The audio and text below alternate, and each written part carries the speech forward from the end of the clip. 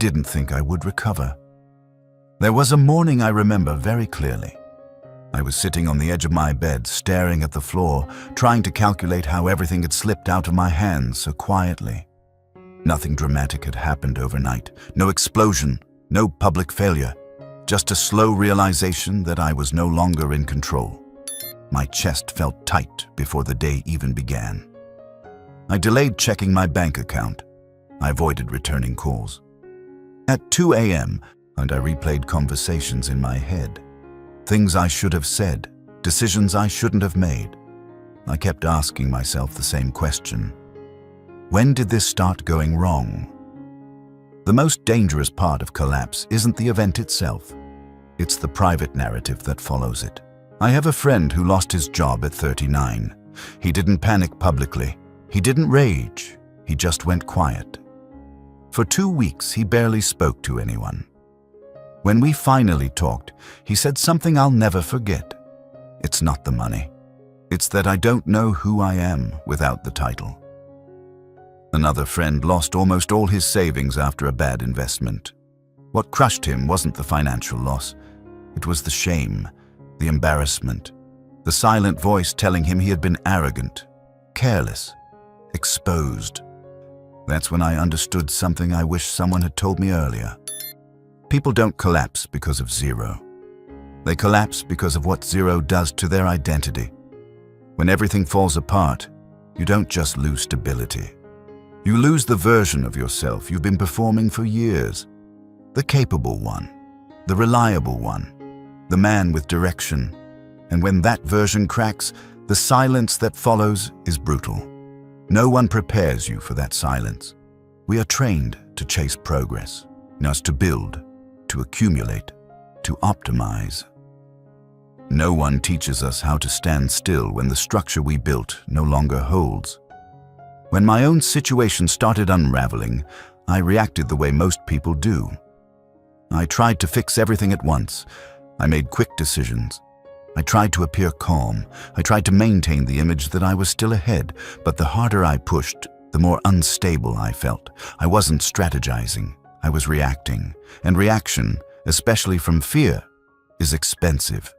And the turning point didn't come from motivation. It didn't come from a breakthrough insight. It came from exhaustion. One night, after hours of overthinking, I realized something simple. I could not think my way out of this state. My nervous system was on constant alert. I wasn't planning. I was surviving. So I stopped trying to solve my future. I did something much smaller. I decided that for the next 24 hours, I would not make a single decision that came from panic. That was it. No dramatic reinvention, no bold declarations, just restraint. And that pause changed everything. If you're listening to this right now during your own difficult season, maybe after a job loss, a failed relationship, a financial setback, or simply the quiet realization that you are not where you thought you'd be, I want you to understand something clearly. What you're feeling is not weakness, it's overload. It's what happens when an old identity no longer matches reality. Maybe you were the provider, maybe you were the stable one, maybe you were the confident one, and now you feel uncertain, smaller, exposed. But here's the truth I had to earn the hard way. Zero is not the end. Zero is neutral ground. When you have nothing left to defend, you also have nothing left to fake.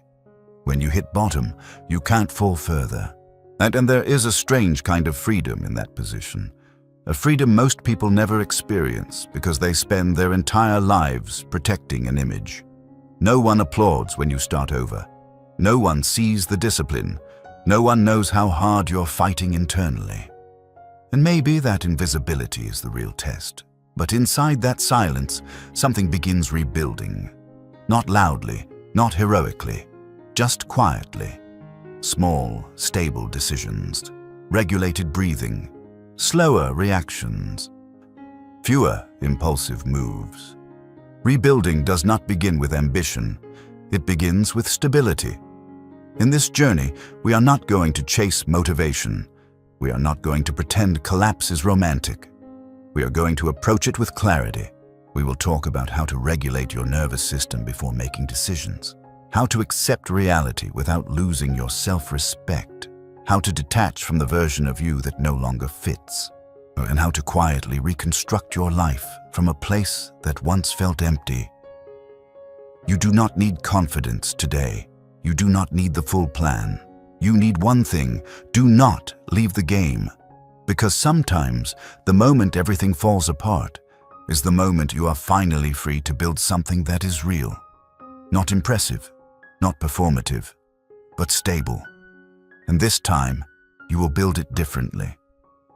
That's where we begin. Chapter 1. When everything breaks at once. Collapse rarely happens in a single moment. It feels sudden. It feels violent. It feels like one day everything was stable and the next day it wasn't. But most of the time, what we call everything breaking is actually a slow accumulation of small fractures we ignored because we were busy surviving. A bill you postponed, a difficult conversation you avoided, a health signal you dismissed, and a relationship that had been distant long before it officially ended. None of these things explode on their own. They build pressure quietly. Then one day, the weight becomes visible, and your mind interprets it as total failure. That interpretation is where the real collapse begins. Because the moment you label it, "I've ruined everything," your nervous system switches into threat mode. Your body tightens, your breathing shortens, your thoughts speed up. You feel urgency, but not clarity. I remember a period when I felt this exact pressure. Not one dramatic disaster, just several areas of life slipping slightly out of alignment at the same time. Finances tighter than usual, a relationship strained, work uncertainty hovering in the background. Individually, each issue was manageable. Together, they felt catastrophic. And what scared me wasn't the problems themselves. It was the story forming in my head. You're losing control. You should have handled this better. You're falling behind. That story was louder than reality. When everything feels like it's breaking, the brain doesn't calmly assess. It searches for certainty. And if it can't find certainty, it creates a narrative. Usually a harsh one. This is where many people make their worst decisions. They rush to fix something, anything, just to escape the discomfort. So they take a risky financial move to recover fast. They jump into a new relationship to avoid loneliness. They quit something out of frustration instead of clarity. Not because they are irrational, but because they are overwhelmed. There is a powerful difference between solving a problem and trying to escape a feeling. Most people confuse the two. When I look back at my own reaction during that period, I can see how much of my behavior was driven by urgency, not intelligence. And I wasn't thinking strategically. I was trying to silence anxiety. And anxiety is expensive when it makes your decisions. Here is something crucial to understand. When everything feels like it's breaking, it does not mean you are broken. It means a structure you built is no longer stable. Those are two very different realities. If you confuse the structure with your identity, you will start attacking yourself instead of adjusting the system. And self-attack drains energy you need for rebuilding. So let's slow this down. Right now, separate two things clearly: the facts, the interpretation. Facts are objective. Interpretation is emotional. Fact: income decreased. Interpretation: I'm failing. Fact: a relationship ended. Interpretation: I'm not enough. Fact: a plan didn't work. Interpretation: I make bad decisions. Notice how quickly the mind turns events into identity judgments. The brain is wired to protect status and belonging. When those feel threatened, it reacts aggressively. It wants to regain control immediately, but immediate control often leads to long-term damage. So before we talk about rebuilding your life, we have to stabilize perception. Here is the first practical exercise. Take a piece of paper. Write down the 3 things currently causing you the most stress. Next to each one, create 2 columns. Column A. What is objectively true? Column B. What story am I telling myself about this? Be honest, brutally honest. If the objective truth is, I lost a job, do not allow the interpretation to sneak into column A. Column B might say, this proves I'm replaceable. That is not a fact, it is fear speaking. When you separate fact from narrative, something subtle but powerful happens. Your nervous system calms slightly, because clarity reduces threat. You begin to see that maybe everything is not collapsing. Maybe multiple systems are under pressure at once. That's uncomfortable, but it's manageable. Collapse feels permanent when you blur everything together. It feels survivable when you isolate the parts. There's another layer here that's important. Sometimes, as what's breaking isn't just external structure, it's internal alignment. You may have been carrying responsibilities that no longer match who you are, maintaining an image that exhausted you, pushing toward goals that once made sense but now feel hollow. When those structures crack, it can feel like failure, but sometimes it's exposure. Exposure of what no longer fits. And exposure, although painful, is information.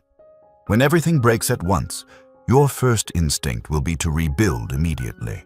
Resist that instinct. Before you rebuild, observe. Before you decide, stabilize. Before you act, understand what actually broke and what only felt like it broke. Not every crack requires demolition. Some require reinforcement. Some require redesign. Some require release. But you cannot know which is which while you are in panic. This chapter is not about fixing your life. It's about seeing clearly, because clarity is the first form of control you regain after collapse. And when everything feels like it's breaking at once, clarity, even a small amount, is the first step back to stability. We don't rebuild from chaos. We rebuild from understanding. And that understanding begins here. Chapter 2. The Panic Loop. When everything starts to break, panic feels natural. In fact, it feels justified. Your mind tells you that urgency equals responsibility, that if you don't react immediately, things will get worse. So you move, you call, you decide, you explain, you defend. But panic has a pattern, and once you see the pattern, you can't unsee it. It begins with a trigger, a loss, a mistake, a rejection, a sudden realization that you are not as secure as you thought. The trigger activates fear. Fear activates urgency. Urgency pushes action, and that action, because it's driven by fear, is usually reactive. Then comes consequence. The reactive decision creates more instability, more uncertainty, more pressure, which feeds back into fear. And the loop continues. Trigger, fear, urgency, reaction, consequence, more fear. This is the panic loop. I didn't recognize it at first. I just felt like I was trying to handle things. But when I looked back, and I saw how many of my decisions during that period were not strategic, they were emotional exits. I wasn't solving problems. I was trying to stop feeling uncomfortable. There's a subtle difference between responsibility and panic. Responsibility is measured. Panic is loud. Responsibility asks, what is the next intelligent step? Panic demands, do something now. One of my friends, after losing his job, immediately jumped into the first opportunity that came his way. It paid less, so it drained him. But he took it because being unemployed felt unbearable. 6 months later, he was more exhausted than before. Another friend, after a painful breakup, rushed into a new relationship within weeks. Not because it was right, but because being alone forced him to confront himself. The panic loop doesn't care if the next move is aligned. It only cares that the discomfort decreases. And here's the problem.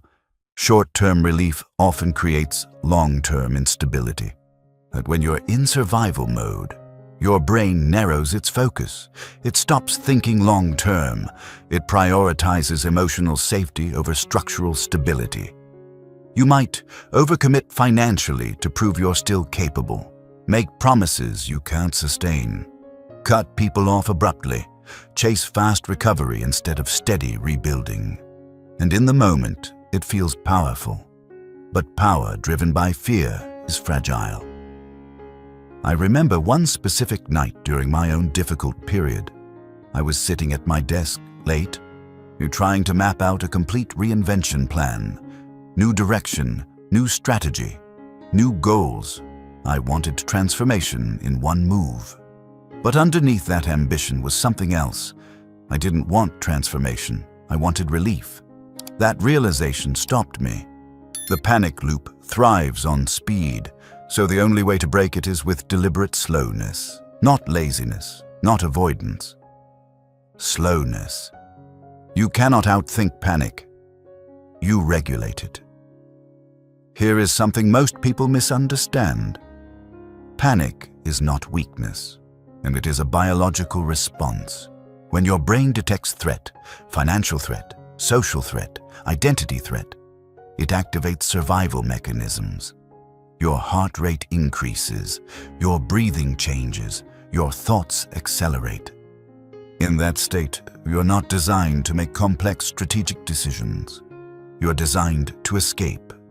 So if you try to rebuild your entire life while in that state, you will build from fear. And fear builds unstable structures. And breaking the panic loop does not start with motivation. It starts with interruption. Here is your practical exercise for this chapter. For the next 7 days, do not make a major life decision. No dramatic career changes, no emotional ultimatums, no financial risks designed to recover quickly. If something truly urgent arises, handle it minimally. But do not initiate anything big. Instead, observe your impulses. When you feel the urge to act immediately, then pause and ask, is this a strategic move or an emotional exit? Write the answer down. You will be surprised how often the answer is the second one. This practice does 2 things. First, it restores control to your conscious mind. Second, it teaches your nervous system that discomfort does not equal danger. The more you interrupt the loop, the weaker it becomes. You will still feel fear, but fear will not automatically convert into reaction. There is strength in restraint, and real strength is not how fast you respond. It's how stable you remain when you don't. When everything is breaking, speed feels heroic, but stability is intelligent. You don't need to fix your entire life this week. You need to stop making it worse. That may sound simple. It isn't. Because ego wants movement, ego wants visible action, ego wants to feel productive.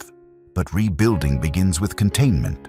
Containment of impulse, containment of narrative, containment of fear-driven decisions. Once the panic loop slows down, something important happens. Space appears, and in that space, clarity can grow. We are not rebuilding yet. We are creating conditions where rebuilding becomes possible, and that begins by stepping out of the loop. Not dramatically, just deliberately. Slow enough to see what is actually happening. Stable enough to not run from it.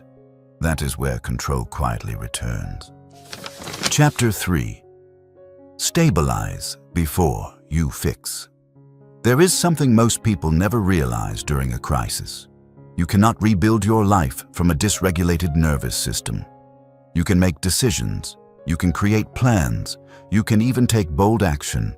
But if your body is still in survival mode, everything you build will carry instability inside it. After I recognized the panic loop in my own behavior, I made a mistake that many people make. I thought awareness alone was enough. It wasn't. So I understood I was reacting from fear, but my body was still tense. My sleep was shallow. My thoughts were racing at night. I was calmer intellectually, but physically I was still in threat mode, and the body always wins. When your nervous system is overstimulated, your brain interprets neutral situations as dangerous. Small problems feel large. Delays feel catastrophic. Silence feels like rejection. You cannot think clearly in that state. You can only manage symptoms. Stability is not a motivational concept. It is biological. If you want to rebuild from zero, the first structure you stabilize is not your income, not your reputation, not your relationships. It's your internal baseline. Here's what that means in practical terms. You reduce stimulation.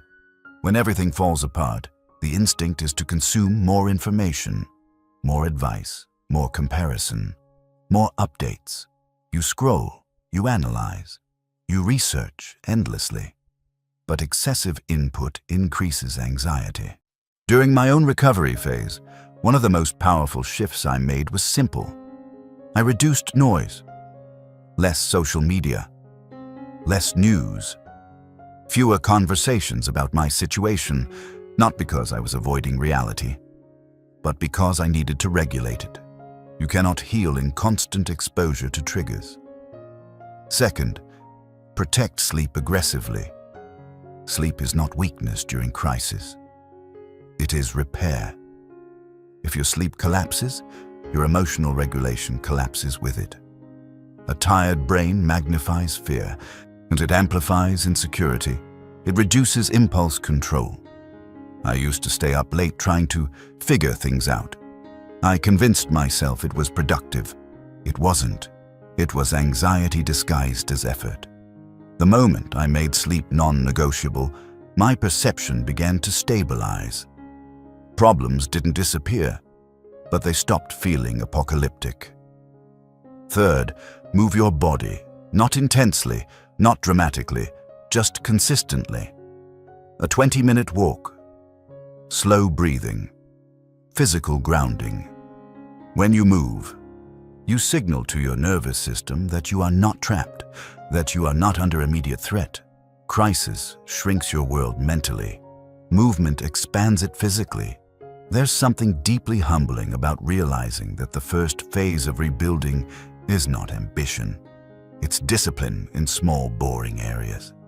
Eat regularly, sleep consistently, limit emotional conversations, create simple daily structure.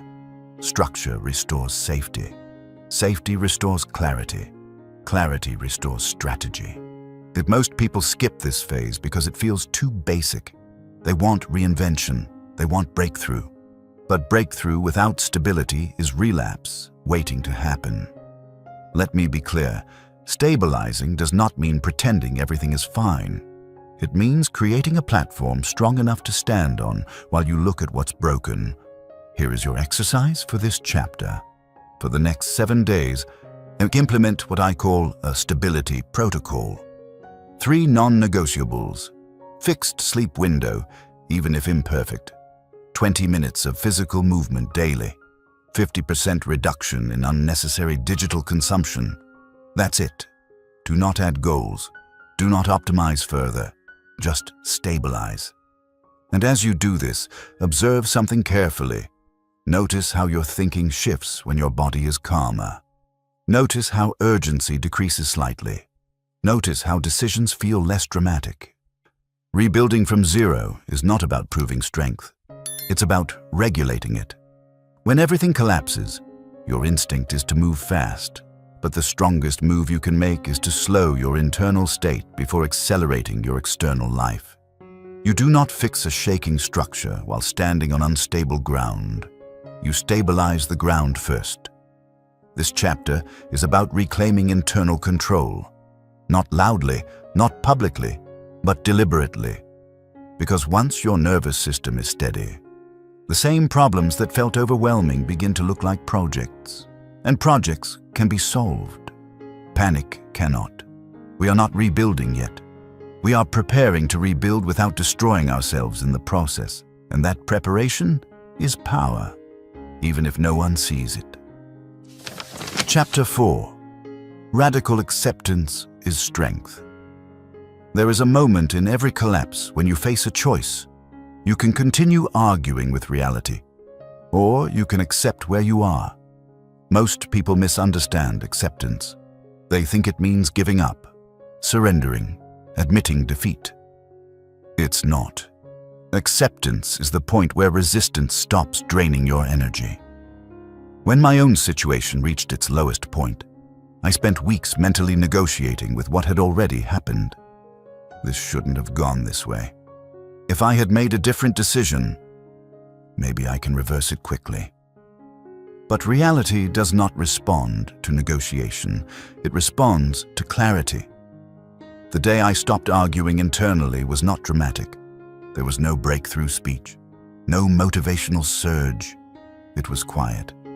I remember sitting alone and saying, almost flatly, "Okay, this is where I am. Not where I should be, not where I planned to be, not where I once was, just where I am." That sentence changed something fundamental. Because as long as you resist your current position, you cannot build from it. You are fighting the ground beneath your feet. Acceptance does not mean you approve of what happened. It means you stop wasting energy pretending it didn't. There is immense strength in that. I have seen men lose businesses, marriages, reputations, and what determined their trajectory was not the loss itself. It was the speed at which they accepted it. Now, one friend of mine lost a company he had built for over a decade. When it finally collapsed, he spent 3 months blaming partners, markets, timing, everything. Nothing moved. The day he stopped blaming, he started planning. Not because conditions improved, but because his mind did. Blame keeps you in the past. Acceptance puts you back in the present, and rebuilding only happens in the present. Here is something uncomfortable but important. Sometimes collapse exposes misalignment you were tolerating. Maybe you were overextended financially. Maybe you were chasing validation. Maybe you were maintaining an image that exhausted you. When those structures crack, it hurts, but it also reveals truth. And truth, while painful, is usable. Denial is not. Radical acceptance is not passive. It is precise. It says, "This is the exact position I'm standing in." Nothing more, and nothing less. From there, decisions become cleaner, not reactive, not defensive, just intentional. Here is your exercise for this chapter. Write one sentence, only one. It must begin with, "Right now I am." Finish it with reality. Not explanation, not justification, not self-criticism, just fact. Right now, I am unemployed. Right now, I'm rebuilding financially. Right now, I'm single. Right now, I'm uncertain. Then stop. Do not add adjectives. Do not soften it. Do not dramatize it. Read it out loud once. Feel the discomfort. And notice something subtle. The moment you state reality clearly, without narrative, your nervous system calms slightly. Because ambiguity fuels anxiety. Clarity reduces it. When everything falls apart, ego wants to defend identity. Acceptance dissolves ego's grip, and when ego relaxes, intelligence returns. You cannot rebuild while protecting a version of yourself that no longer exists. Let it go, not emotionally, structurally. There is dignity in starting over, but only if you stop pretending you're still standing where you were. This chapter is not about motivation, it's about alignment. When you accept the ground beneath you, you can finally measure it, and once you measure it, you can build from it. Quietly, steadily, without illusion. We are not at the stage of reinvention yet. We are at the stage of honest positioning, and honest positioning is strength. From here, rebuilding becomes real, not performative. And that difference will define everything that comes next. Chapter 5. Identity Collapse and Reinvention. There is a reason collapse feels so personal, because it is. not just externally, internally. When something major breaks in your life, the pain is rarely about the event alone. It's about what that event represented. A job wasn't just income, it was status, structure, proof of competence. A relationship wasn't just companionship, it was identity, belonging, validation. Financial stability wasn't just numbers, it was safety, control, strength. So when those things crack, it doesn't feel like you lost something. It feels like you lost yourself. This is identity collapse, and almost no one talks about it directly. During my own difficult period, I noticed something strange. The hardest moments weren't the practical ones. I could make calls, I could review numbers, I could plan. The hardest moments were internal. Who am I without this role? Who am I without this level of certainty? Who am I when I'm not the stable one? That's when I realized something uncomfortable. Part of my identity had been built on conditions. I was confident when things were working. I was calm when outcomes were predictable. I felt strong when I was ahead. But when those conditions disappeared, so did that version of me, and that forced a choice. Cling to the old identity, or build a new one. Clinging is subtle. You keep talking about who you used to be. You defend past decisions aggressively, and you try to recreate old status quickly. You rush to get back instead of move forward. But rebuilding your old identity rarely works, because collapse often exposes that the old structure wasn't sustainable. Reinvention is different. It doesn't ask, how do I get back to where I was? It asks, who do I want to become now? That question is uncomfortable, because it removes nostalgia, it removes ego, it removes comparison, it forces honesty. So if you were starting completely fresh, no expectations, no history to defend, what kind of person would you choose to be? Not what would look impressive? What would feel aligned? Would you be more disciplined, more reserved, more focused, more financially conservative, more emotionally stable? Identity is not something you declare. It's something you practice. And this is where many people make another mistake. They wait to feel confident before acting like the person they want to become. Now that's backwards. You act first. Confidence follows evidence. When I began rebuilding, I stopped trying to feel powerful. Instead, I asked, what would a stable version of me do today? Not in 5 years, not after recovery. Today. Sometimes the answer was boring. Go to bed on time. Don't over-explain your situation. Track expenses carefully. Finish what you start. None of it looked dramatic, but identity shifts rarely are. They are built through repetition of small, aligned actions. Here's your exercise for this chapter. Write down one sentence. If I were rebuilding from zero with intention, I would become a person who... Finish it. Be specific. Not successful, not rich, not happy. Concrete traits. Keeps promises to himself. Does not react emotionally to setbacks. Prioritizes long-term stability over short-term validation. Moves quietly and strategically. Now choose one trait from that sentence. Only one. And ask, what does this trait look like in behavior this week? Identity becomes real when it becomes behavioral. You don't need to reinvent your entire life at once. You need to start acting like the version of yourself who would never collapse in the same way again. That's the difference. Rebuilding is not about returning to your previous level. It's about constructing a stronger internal foundation. The old identity may have worked until it didn't. The new one must be built with awareness of what failed. Not bitterness, not regret. Awareness.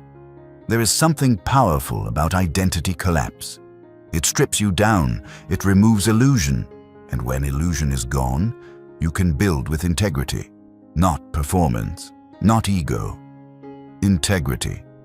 You are not just recovering, you are redesigning, and this time, The structure will not depend on applause.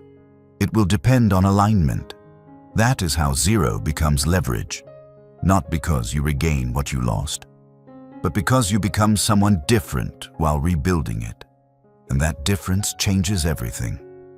There's another truth about identity collapse that most people don't want to admit. Sometimes the old version of you was built for admiration, not durability. You optimized for appearance, for speed, for recognition, for momentum. And it worked for a while. But durability is different from performance. Durability doesn't care how impressive you look when things are easy. It reveals itself when things are unstable. During my own rebuilding phase, I had to confront something uncomfortable. Part of my identity had been externally reinforced. Compliments, results, progress, being seen as ahead. When that reinforcement disappeared, I felt exposed. Not because I had no value, but because I had attached value to visibility. That attachment is fragile. If your confidence depends on external confirmation, then collapse feels like erasure. Reinvention requires detachment from that model. Now, you must shift from what I call a performance identity to a structural identity. A performance identity asks, how do I look? How am I perceived? Am I still ahead? A structural identity asks, am I stable? Am I disciplined? Am I aligned with long-term strength? The first seeks validation. The second seeks resilience. When everything breaks, performance identity shatters. Structural identity begins forming, but only if you allow it. Here's what that looked like practically for me. I stopped explaining my timeline to people. I stopped comparing progress. I stopped trying to recover status quickly. Instead, I focused on daily alignment. Did I act with integrity today? Did I follow through on what I committed to? Did I maintain emotional containment under pressure? These questions are not glamorous, but they are powerful. Identity is built in private long before it shows in public, and this is where many people lose patience. They want visible recovery. But invisible rebuilding is the phase that determines whether recovery lasts. Think of it this way.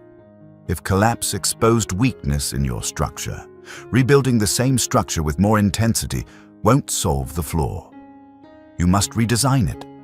Maybe your financial instability came from risk-taking without buffer. Maybe your emotional collapse came from overdependence.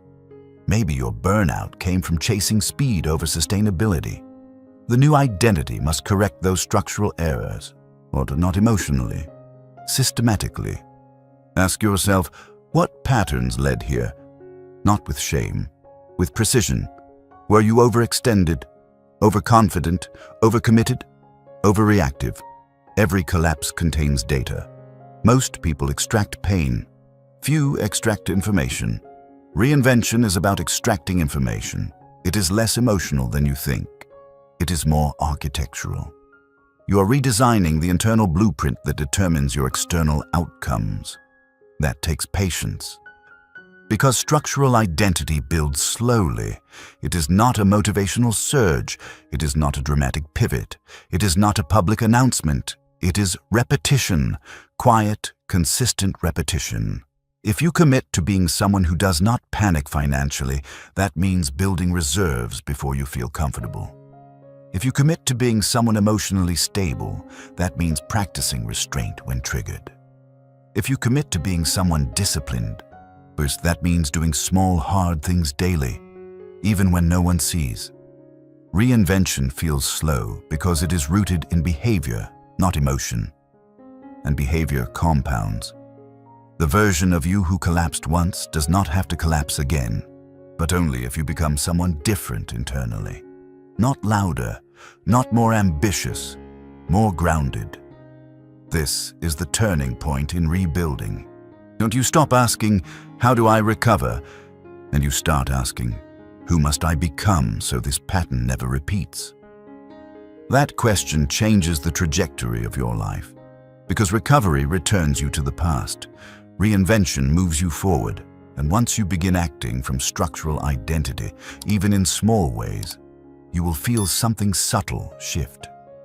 Less urgency, less defensiveness, more steadiness.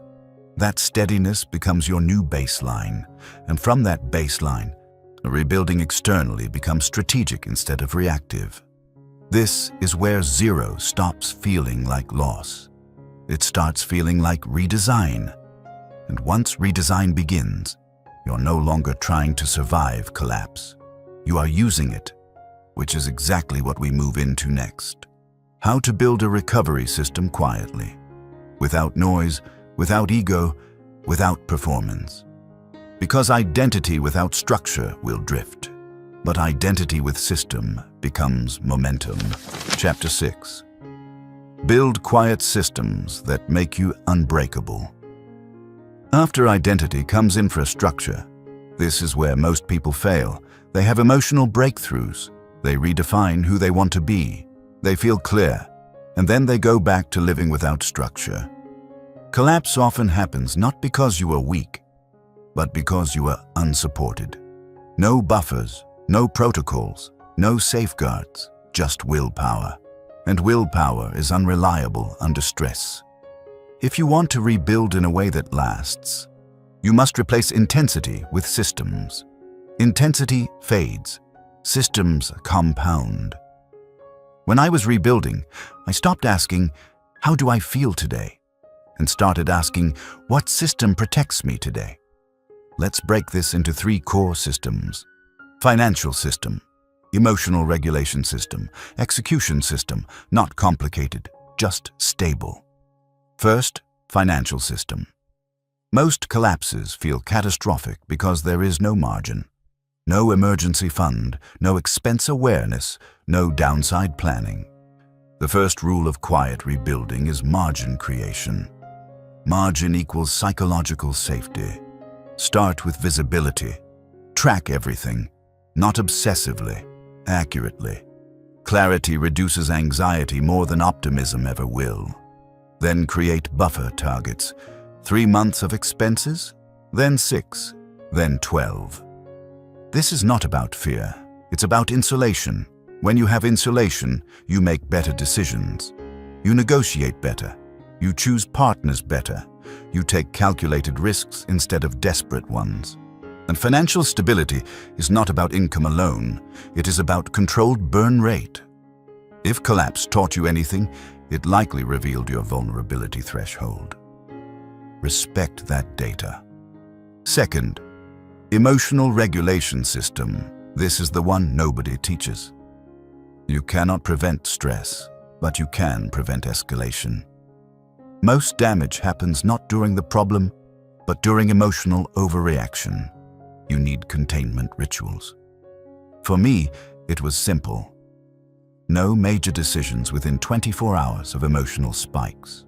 No daily, non-negotiable physical movement. Limited exposure to reactive conversations. 0 late-night financial analysis. You build friction between trigger and action. Because collapse often follows impulsive escalation. Ask yourself, when I'm stressed, what do I do that makes things worse? That pattern needs a counter system. If you isolate, schedule 1 call. If you overspend, implement a 48-hour purchase rule. If you over-explain, practice silence. Emotional stability is not personality-based. It is protocol-based. Third, execution system. After collapse, motivation fluctuates wildly. Some days you feel powerful. Other days you feel empty. You cannot rebuild based on emotion.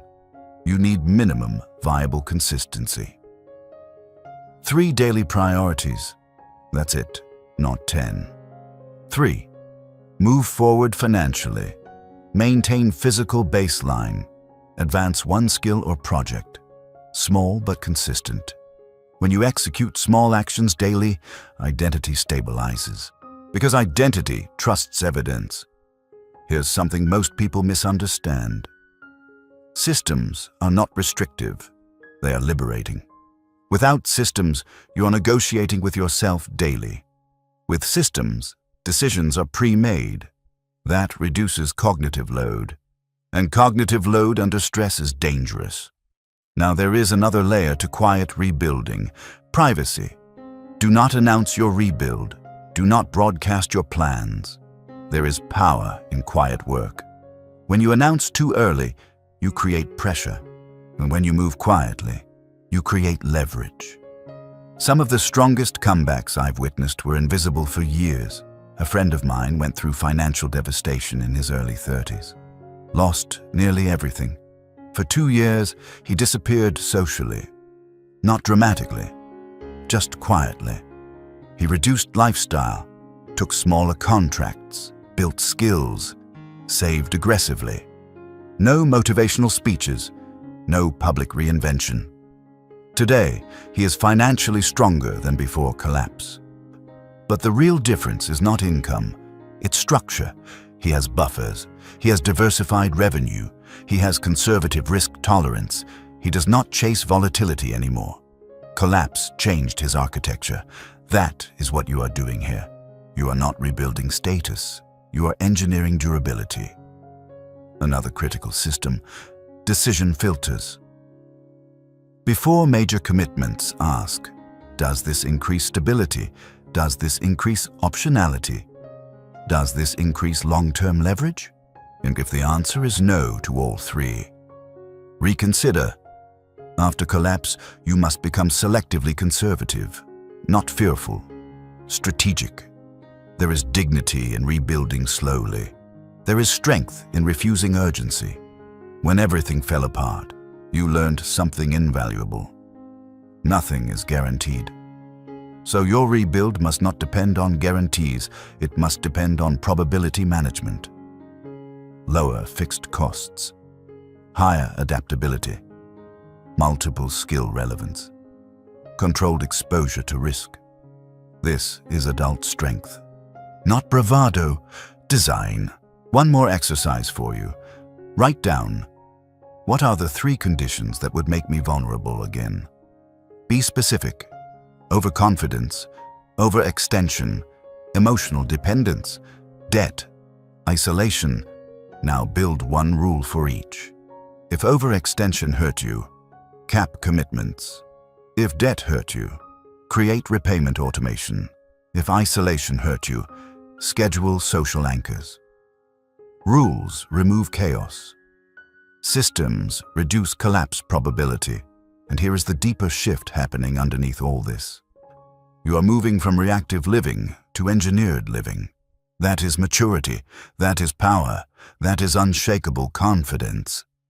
Because confidence built on outcome is fragile. Confidence built on system is quiet. It doesn't panic, it doesn't over-celebrate, it adjusts. By the time your external world visibly improves, the real transformation will have already happened internally. You will not just be back, you will be different, more contained, more strategic, more difficult to destabilize. Mean zero is not your identity, it was your reset point. And with the right systems in place, collapse becomes statistically unlikely, not because life is predictable, but because you are prepared. Next, we move into something deeper: how to rebuild ambition without recreating the pressure that broke you. Because strength without wisdom repeats cycles. And this time, we are not repeating anything. Chapter 7. Rebuilding ambition without rebuilding pressure. After collapse, ambition becomes complicated. On one side, you want to rise again. On the other side, you are afraid of burning yourself the same way. That tension is healthy. It means you've learned something. But here's the mistake many people make. They swing between extremes. Either they suppress ambition entirely, playing small to feel safe, or they overcorrect, chasing success aggressively to erase the memory of failure. And both are reactions. Neither is design. True rebuilding requires a different kind of ambition. Measured ambition, sustainable ambition, ambition that does not require adrenaline to function. When everything fell apart in my life, I noticed something uncomfortable about my previous drive. It was fueled by urgency. Prove something, reach something, outpace something. That kind of ambition creates speed, but it also creates fragility, because urgency compresses decision quality, and pressure distorts judgment. The new ambition I had to build was slower, more deliberate, less emotionally charged. It asked different questions. Instead of, "How fast can I grow?" it asked, "How stable can I grow?" Instead of, "How do I win quickly?" it asked, "How do I avoid unnecessary exposure?" That shift changed everything. Let's define something clearly. Ambition is not the problem. Unexamined ambition is. If your ambition is tied to validation, comparison, or proving your worth, it will eventually exhaust you. If your ambition is tied to mastery, stability, and autonomy, it becomes regenerative. Here's a powerful reframing. Ambition should expand capacity, not increase volatility.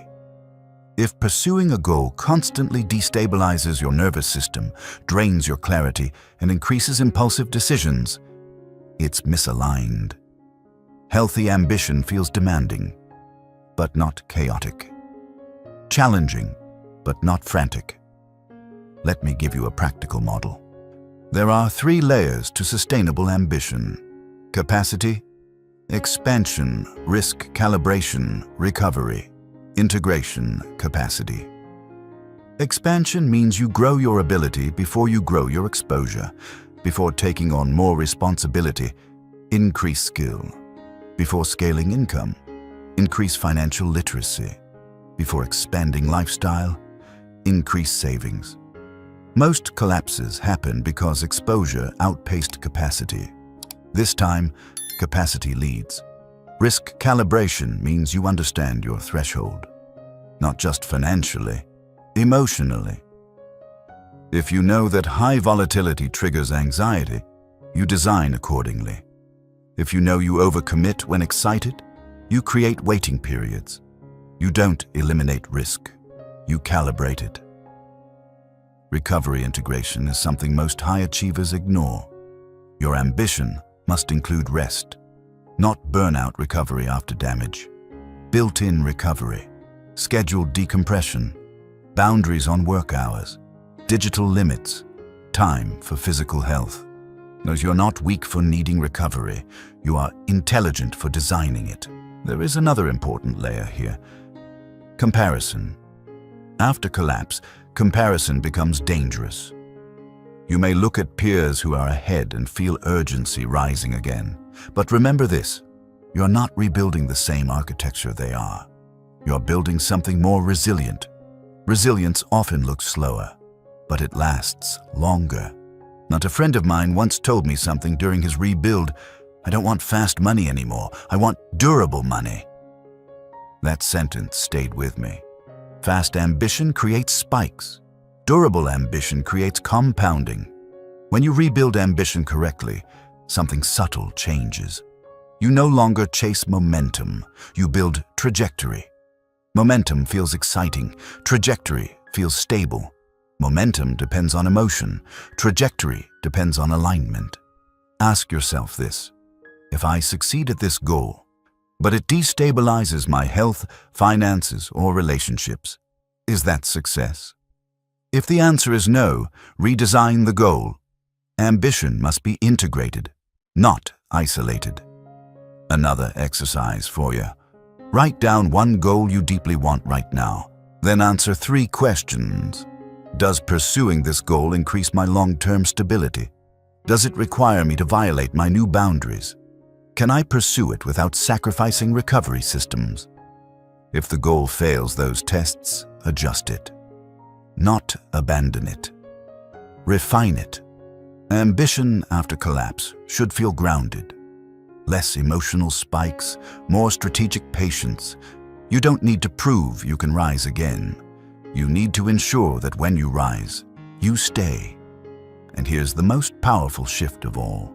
Your ambition should now be identity-aligned, not ego-driven. Old ambition says, I need to be seen as successful. New ambition says, I need to be structurally strong. Old ambition chases visibility. New ambition builds optionality. Optionality is power. When you have options, you don't panic. When you don't panic, you make better decisions. And better decisions compound. The version of you rebuilding now is not trying to reclaim pride. You are constructing sovereignty. Sovereignty over time, over finances, over emotional responses, over commitments. That is real success, and it cannot be rushed. As ambition stabilizes, something interesting happens. You stop feeling desperate to get back to zero, because zero is no longer your fear. Instability is, and you've learned how to reduce it. That means your next chapter won't be driven by adrenaline. It will be driven by clarity, and clarity is far more powerful.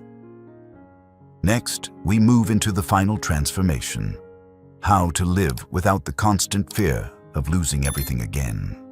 Because true rebuilding is not just about rising.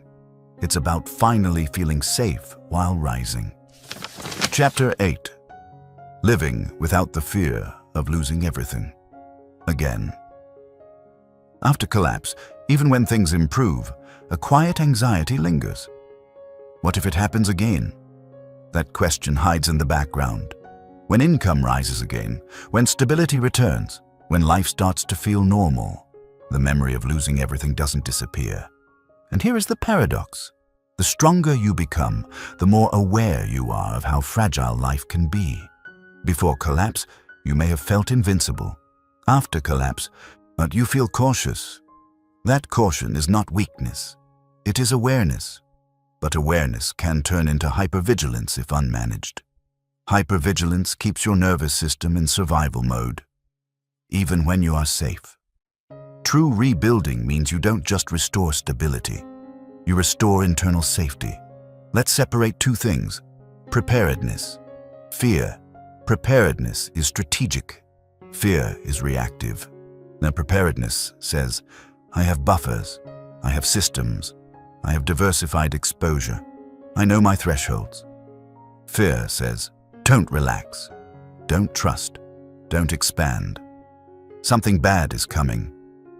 One protects you, the other imprisons you. After everything falls apart, the temptation is to grip tightly forever, to never risk, to never expand, to never feel fully at ease again. But permanent contraction is not safety. It is limitation. The goal is not to eliminate risk from your life, and it is to eliminate fragility from your structure. There's a difference.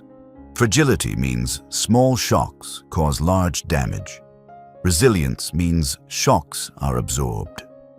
When you have built financial buffers, calibrated risk, emotional containment, and execution systems, your probability of catastrophic collapse decreases dramatically. That doesn't mean nothing will ever go wrong. It means you are no longer structurally exposed, and that is where peace begins. Peace is not confidence that nothing bad will happen. It is confidence that you can handle what does. When I finally reached this stage in my own rebuild, I noticed something subtle. I stopped scanning for disaster. I stopped checking for threats constantly, not because I became naive, but because I had evidence. Evidence that I could endure. Evidence that I could adapt. Evidence that collapse did not destroy me. That evidence changes your internal posture. Instead of bracing, you begin breathing. Instead of gripping, you begin flowing. Here's something powerful to understand. The version of you who fears losing everything again is the version who once believed everything defined you. But now, you know better. You know income can fluctuate. You know status can disappear.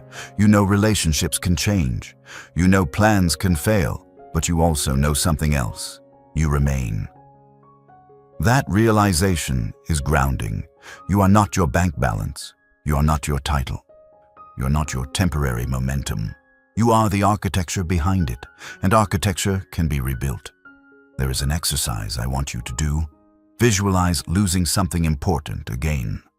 not dramatically. Calmly. Then ask yourself, what systems would activate? Emergency savings, skill leverage, network support, emotional containment rules. Instead of imagining panic, imagine protocol. This rewires your fear response, because the brain fears what it perceives as uncontrollable. And when you define response pathways, fear loses intensity. Another powerful shift. Stop seeking certainty. Seek adaptability. Certainty is an illusion. Adaptability is real. If your lifestyle is flexible, your skills transferable, your expenses controlled, your emotions regulated, you are adaptable. Adaptability neutralizes fear. Now let's address something deeper. Trust after collapse. Trust fractures. Trust in yourself. Trust in others. Trust in life. Rebuilding trust is gradual. You rebuild trust in yourself by keeping small promises. You rebuild trust in others by setting clear boundaries. You rebuild trust in life by observing that not every season is destructive. Some seasons are neutral. Some are constructive. Not every wave is a tsunami. And here's the final truth. The goal of rebuilding was never just success, it was sovereignty. Sovereignty means you are no longer psychologically hostage to external volatility. You don't need constant reassurance. You don't need extreme growth to feel worthy. You don't need to control everything to feel safe. You operate from grounded strength. When fear arises, and it will, you don't suppress it. You audit it. Is this signal valid? Is there structural exposure? Or is this memory speaking? Sometimes fear is data. Sometimes it is trauma echo. You learn to differentiate. That discernment is maturity. And maturity is calm. The ultimate sign that you have truly rebuilt yourself from zero is this. You can expand without desperation. You can contract without shame. You can adapt without panic. You understand cycles, growth, stability, challenge, adjustment. You are no longer emotionally attached to constant upward movement. You are committed to structural strength. And structural strength does not fear temporary setbacks, because it knows setbacks are part of long arcs. Everything once fell apart, but now you understand something profound. It fell apart to expose weakness in your foundation. You rebuilt the foundation. That changes the entire future. You may never feel the blind confidence you once had.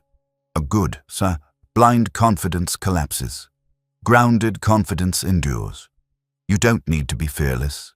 You need to be prepared. You don't need guarantees. You need resilience.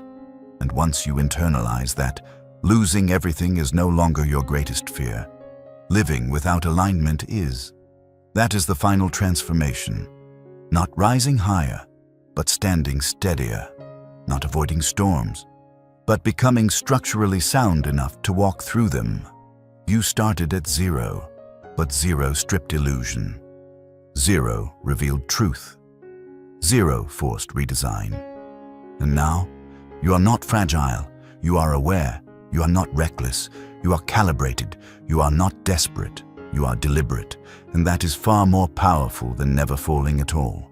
If you've stayed with this entire journey, I want you to pause for a moment. Not to feel motivated. Not to feel inspired.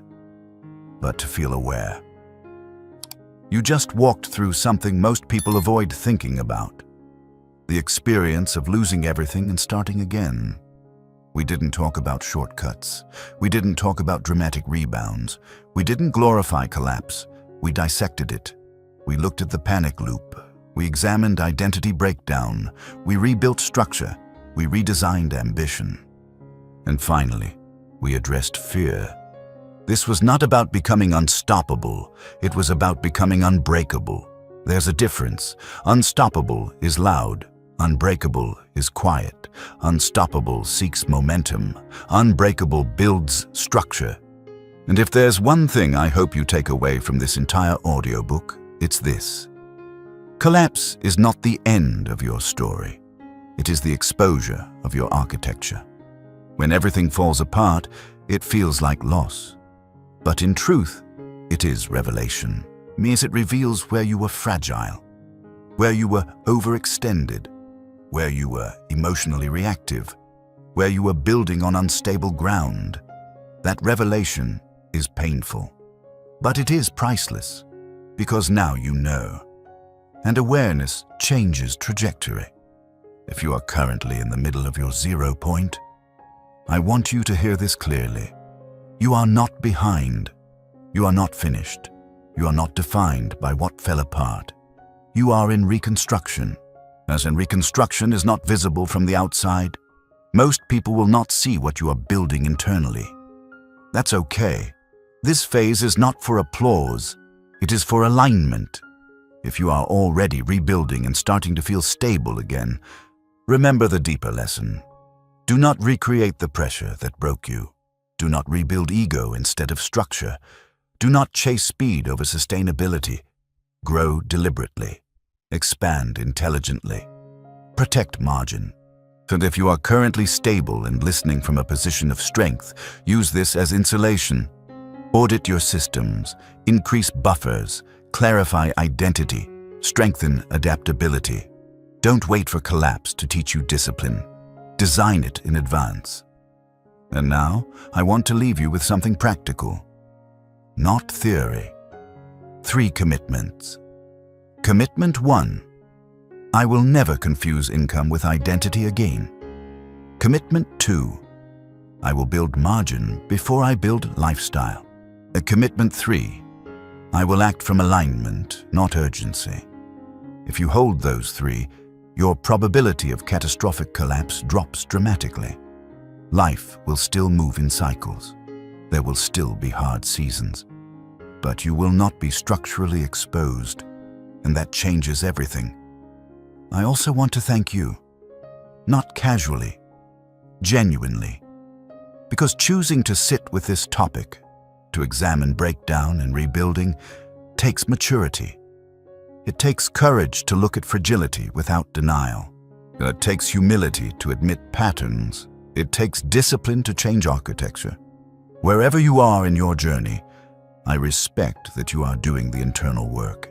And internal work compounds. Long after this audio ends, long after motivation fades, structure remains. If this message resonated with you, carry it forward. Revisit it when you feel urgency rising again. Revisit it when ambition starts turning frantic. Revisit it when fear whispers worst-case scenarios. This is not a one-time reset, as it is a new operating system, and you now have it. You began this journey at 0, but 0 stripped illusion, 0 forced clarity, 0 created strength that comfort never could. You don't need to fear losing everything anymore, because you now understand something deeper. Everything external can shift, but internal architecture, once built consciously, travels with you. That is real security. That is real confidence. That is real freedom. Thank you for being here. Keep rebuilding quietly. Keep moving deliberately, and I'll see you in the next journey.